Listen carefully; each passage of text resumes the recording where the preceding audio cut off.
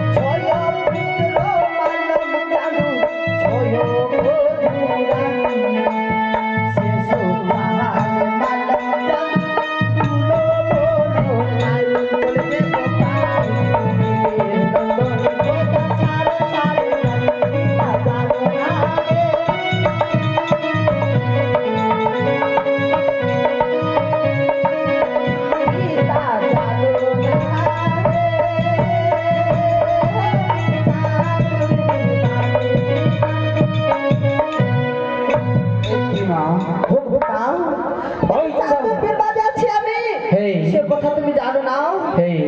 জানো গো পিতা, 6 পুত্রকে মেরে করেছি 6 বধূকে রানী। শেষকালে মারিছি আমি দুলবলো খাই। হ্যাঁ গো বাবা, চৌধুরীরা ধন ধন ডুবাইলাম সাগরে, তবু না চাঁদ দিল আমাকে পুজো খাইবা। হ্যাঁ গো পিতা, আমি শুধু খালি পূজার জন্যই আমি অত কষ্ট পেয়েছি জানো গো পিতা। আর কি কথা ছিল? কি কথা জানো? আমি সেই পূজার জন্য আমি বালাকে দংশন করেছি গো পিতা। তোমার সকল কথা আমি বুঝে ফেলেছি। ওই তুমি পূজা করতে গিয়েছিলি চাঁদ সদাগরের বাড়ি। হ্যাঁ গো, আর মাঝে কে মারিছে? হেমতালের বাড়ি। তালের বাড়ি। তাই তো। কিন্তু মা, তুমি জানো ওই যে চাঁদ সদাগরের যে হাতে হেমতাল আছে মা, হ্যাঁ, সে হেমতাল ওই চাঁদ সদাগর কত তপ করে ওই লীল ভঙ্গ হয়ে তারপরে তোমার মার কাছ থেকে বরদান পেয়েছি। কি বল? ওই যে পার্বতী ওই তাকে হেমতাল দান করেছি মা। সে হেমতাল কিন্তু তোমার মা। আর তুমি জানো ওই চাঁদ সদাগরকে তুমি কথা দিয়েছ, হ্যাঁ, অরিমানিয়া চাঁদ সদাগর, তুমি যদি আমাকে পুষ্প জল খেতে না দাও তাহলে আমি তোমার সম্পূর্ণ রাজপাট বাড়ি ঘর সড়কে ছাড় করে দেবো।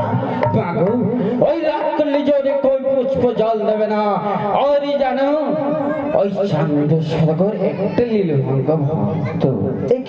আর কিরকম ভক্তি পথে চলেছিল, কি তার ভক্তি প্রসন্ন তোমার মা করেছে। আর জানো মা, ওই চাঁদ সদাগর একটি লীলভঙ্গ ভক্ত শাখাহারী। শাকাহারি? আর একজন তুমি ওই মা মাংসাহারী মাগো, ওই শাকাহারী এই মাংসাহারীকে কিভাবে পুষ্প জল দেবে? এই সব আমি শুধু মাংসাহারি হয়েছি, কিন্তু জানো না সে মাংসাহারি হয়েছে আমি আপনার দোষে নয়, শুধু তোমার দোষে হয়েছে। ভিন্ন? হ্যাঁ, আমি এই দোষ করেছি, তুমি আমার দোষে ওই মাংসাহারী হয়েছে। যদি আমি তোমাকে মাংসাহারী করেছি, হ্যাঁ, সেই কথা তুমি প্রকাশ করে খুলে বলতে পারবি? কি বলছো পিতা?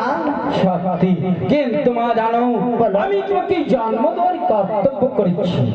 কিন্তু মা, আমি তোমাকে জন্ম দিচ্ছি, কিন্তু আমি তো কর্ম দিতে পারবো না, আর আমার কর্ম করলে তুমি ফল পাবে না, আর তোমার কর্ম করলে আমি ফল পাবো না। আমি যদি তোমাকে মাংসারি করেছি হ্যাঁ। সেই কথা প্রকাশ করে যেন খুলে বলো। কি বলছো পিতা? সত্যি কথা বল। যখন তুমি চলেছিল বাবা এই ইন্দ্রদেবের কাছে, সেই আমি তোমার পিছনে পিছনে গিয়েছিলাম। এই কি মা? সে মতন এই ফুলের বাগানে হাংসা হাংসি রিত করে এই সে মতন সত্যি মা, আমি তোমার সকল কথা বুঝে ফেলেছি। ওই জানো, বলো।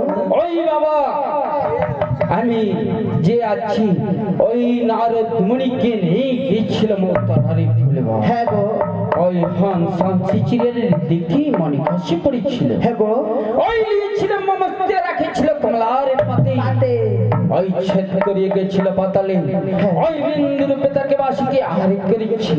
আহার করার পরে 10 মাস যতদিন তুমি তার গর্ভ থেকে থেকেছো মা, থাকার পরে জন্ম নিলে। হ্যাঁ তোমা ওই জন্ম নেওয়ার পরে তোমাকে এখানে দুধ পাওয়া গেল না, না গো, লাভা পাওয়া গেল না মা, না।